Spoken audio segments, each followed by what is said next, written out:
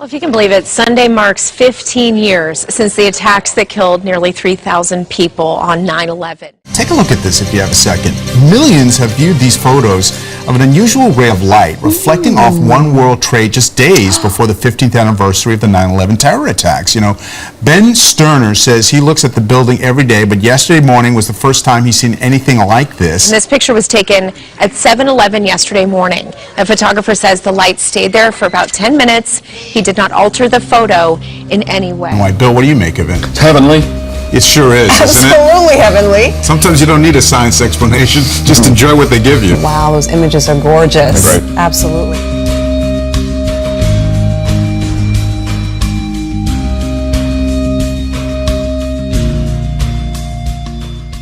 I saw the most incredible rainbow I've ever seen out here.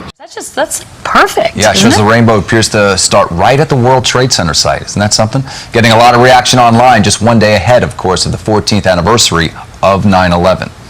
Beautiful picture. Beautiful shot. All right.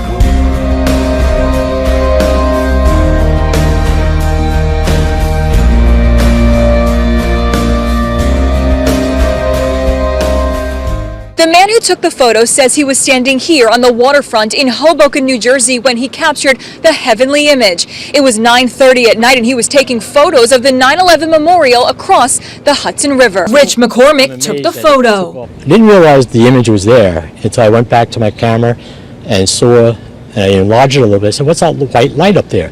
And when I enlarged it, and I kept enlarging, I said, wow, this is amazing. Whatever it is, there's no denying this tribute in light is inspiring the world.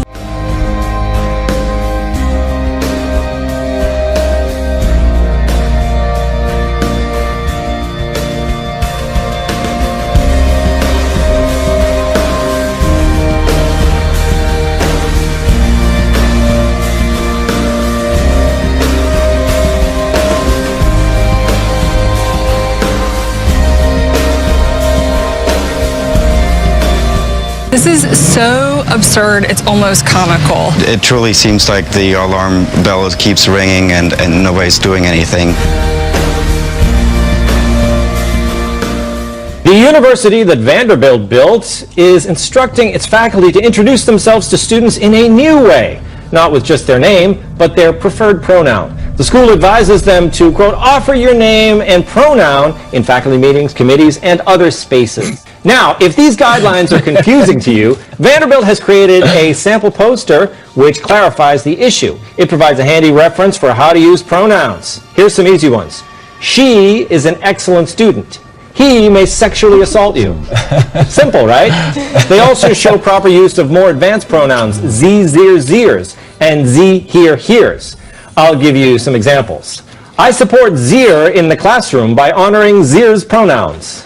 I love Here's paper, and I honor Here's pronouns. They always sound Nordic, don't they? Above all, it urges people to replace such troublesome words like ladies and gentlemen, boys and girls, he or she, with the friendly words everybody, folks, or this person. Now, this may seem like a lot, but don't worry. If you make a mistake, they have the proper response. Thank you for reminding me. I apologize and will use the correct name and pronoun for you in the future. Well, that sounds like something out of one of George Orwell, he, him, his books. You know, I'm trying to be appropriate, and I'm also mindful of Ben and everybody that has to take time after the show when I swear. Ben, our producer, who's going to be having to bleep you after the show. Okay, but so I just want to. You just want to say, get over your selves. I don't care what you call yourself. It doesn't matter. But how did we get to this point in life? I don't understand. Well, it also specifies even if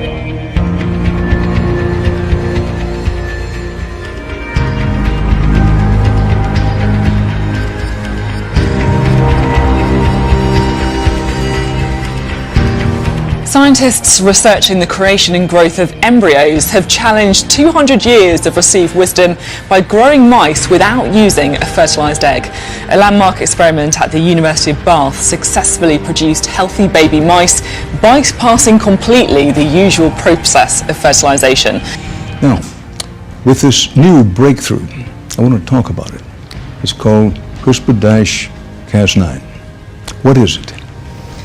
It is a technology that comes out of a basic science project, which maybe we'll discuss, that allows scientists to make very precise changes to the DNA of cells. Nature's rules rewritten. For centuries, scientists have thought mammals like mice and humans can only be created when an egg is fertilized by a sperm, leading to an embryo. But now, in a groundbreaking experiment, they found they can bypass normal fertilization, only introducing sperm at a later stage.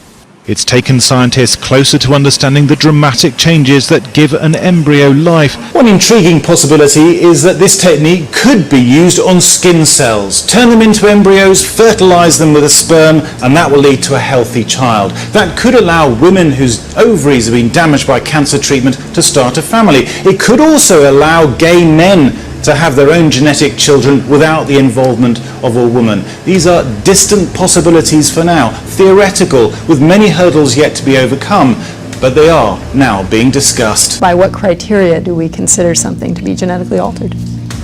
Well, this takes us to some of the ethical questions. When you talk about splicing microbes, when you talk about altering what's inside of us, it's not far from that to dealing with the very core creation of humanity. Yeah. Where do you see the red ethical lines, and where are we with that? For me, one of the applications of this that I think raises concerns is the application in human embryos or human sperm or eggs. In other words, changes to DNA that could be inherited by future generations. That is, if you think about it, pretty profound. It means really altering human evolution. The ethical waters get dark and deep here pretty quickly.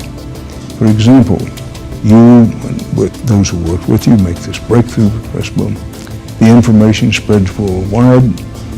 If somebody says, listen, what color eyes do you want on your next child? Or do you want your child to be tall, or what height do you want? What an important point it seems to me. That once something is discovered, it can't be undiscovered. No. Well, I guess one question is, it seems inevitable to me, a layperson, that while you can't do this at the moment, guarantee blue eyes if you want them, or a 6'5" person if you want it, you don't doubt that that day is coming. In Syria, there is nowhere to run, nowhere to hide. Hundreds of displaced are being forced to flee again. We understand that fighting has broken out in Damascus, which is a Syrian regime-held area. These are just some of the thousands who relocated 2 weeks ago after a surrender of a Damascus suburb to government forces. It's the strongest typhoon to hit Taiwan in 21 years. The super typhoon was packing some of the strongest sustained winds on record. A wall of water lashed this fishing port, boats pitching in the seas as Typhoon Marathi passed directly over Taiwan early Wednesday. These ships crashed into each other, one almost entirely on its side. During past and bigger typhoons, we also had damage to the pier and the guidepost. But this time, the whole guidepost was pulled out and is nowhere to be seen. And that is really very scary. We've never seen waves like these. And there's another typhoon coming just behind it.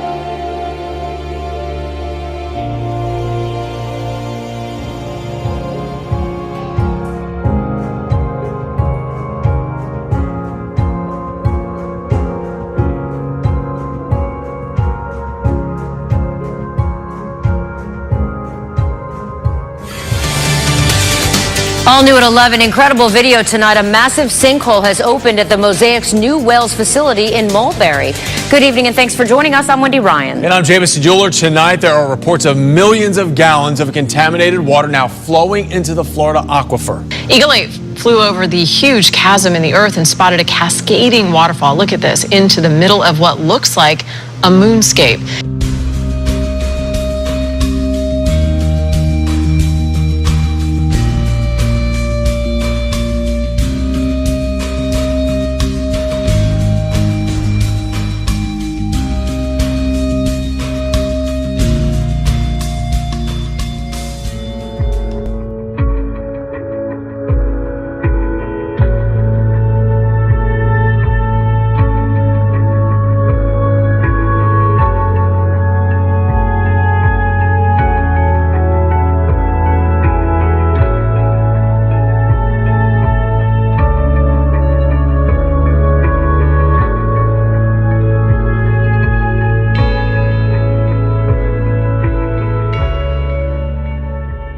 On this Thursday with potentially New York's next great landmark. Are you ready for it? No. We have our first preview of what has been a secret project for a little while. Voila. Secret. Look at this. This is going to be weird. Huh. So it's going to be on the west side of Manhattan.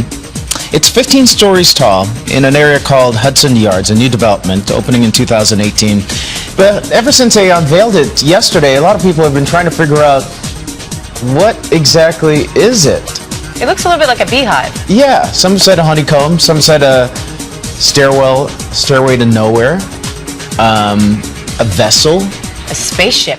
Mega real estate developer Stephen Ross believes this area will soon replace Rockefeller Center as the heart of New York City. This is like the largest project ever done in the United States. So it's really building a city within the city. Not to mention the Vessel, an interactive piece of art just unveiled that will sit at the center of the project's public plaza, made of 154 interconnecting flights of stairs that visitors can climb. Things today are all about sustainable neighborhoods. It's the same sentiment behind the entire project, because Ross believes this is where people will live, play, work, and more. People will see this replicated in other cities and countries around the world.